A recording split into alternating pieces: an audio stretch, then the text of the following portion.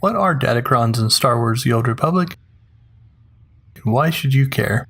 In this SWTOR game guide, we will detail what Datacrons are and analyze the advantages you gain in collecting them. Time to deconstruct the SWTOR Datacron system.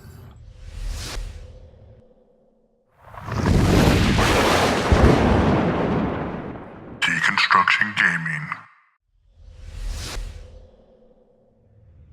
This game deconstruction will explore the listed topics and explain the what, where, and why of the SWTOR Datacron system.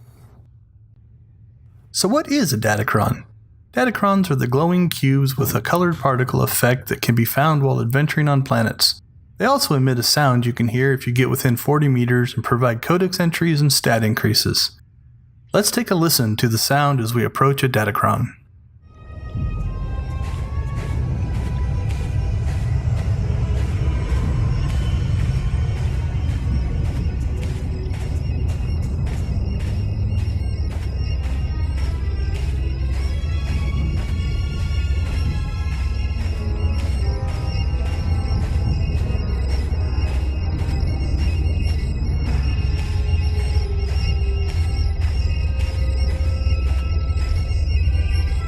Notice that the sound increases as you get closer. This is a good indication that a Datacron is near. So where do you find these Datacrons? Datacrons are found on all the original planets in the SWTOR universe, as well as Fleet, Makeb, and Rishi. You will find 3 Datacrons on each of the 4 starter planets, as well as 3 on Quesh. The majority of planets have 5 Datacrons. This is the standard once you get past the starter planets, with the exception of Quesh, Makeb, and Rishi. There is also a Datacron on each of the fleet space stations. That's a lot of Datacrons. So with all these Datacrons, how do you know which ones you have collected and which ones you have not? Thankfully, when the Datacron system was updated in the 4.0 expansion, Datacrons became a legacy-wide unlock. You can find a listing of all Datacrons in your Legacy tab.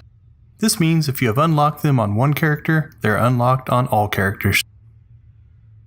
Once you have collected a Datacron, it will highlight to show that you have unlocked that Datacron. You may have noticed that the number of Datacrons listed here is different than the numbers from earlier in the video. This is not an error. The Legacy system only tracks the Datacrons that give stat increases. The Matrix Shard Datacrons must still be collected on each character. Matrix Shards have lost their relevancy in the modern game.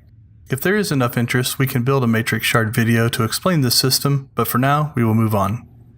A quick note, if you're a returning player that hasn't played since the 4.0 expansion, you will need to log into the characters that originally collected the Datacrons in order for it to be added to your Legacy collection. Another 4.0 change to the Datacron system was the stats they award. In the original system, Datacrons would give the player aim, cunning, strength, and willpower. When these stats were removed, the stats the Datacron awarded were also changed. If the Datacron originally gave any of those stats, it has been converted to a Mastery Datacron of the corresponding color. You may still run across guides that reference these old names. The Datacrons are in the same place, they just give Mastery now instead of the original stats. You can see examples of all the Datacron colors and particle effects on the tables here, except for the white Matrix Shard Datacrons. The colors refer to the type of Datacron it is and have the following designations. Aim is now Blue Mastery, Cunning is now Orange Mastery, Strength is now Red Mastery, Willpower is now Purple Mastery, Green is still Endurance, and Yellow is still Presence.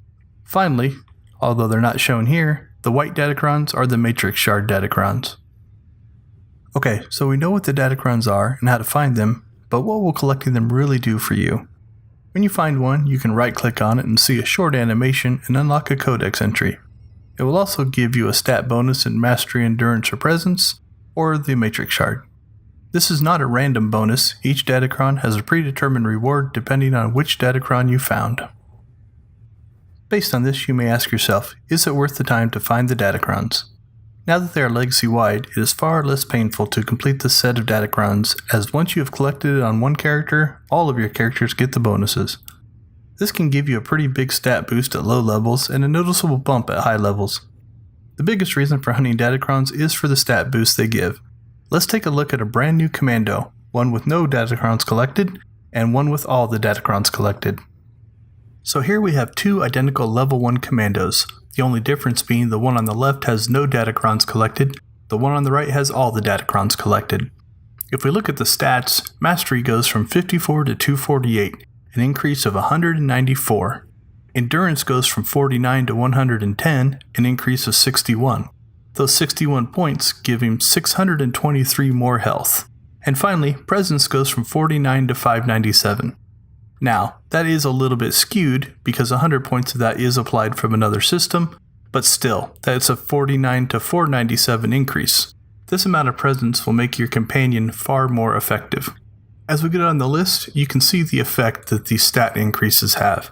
We get a 39-point increase in damage, a 38.8 increase in bonus damage, a 4.56 increase in critical, a 1-point increase in critical multiplier, a bonus damage increase of 38.8, and a bonus healing increase of 27.2. All this from Datacrons.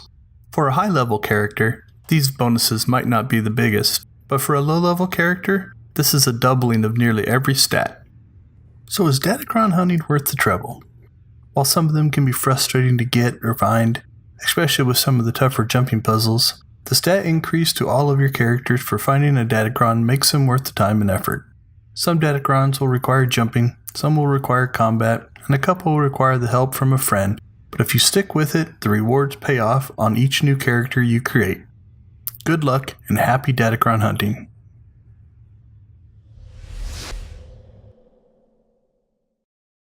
Thank you for watching this guide to the Star Wars Old Republic Datacron system.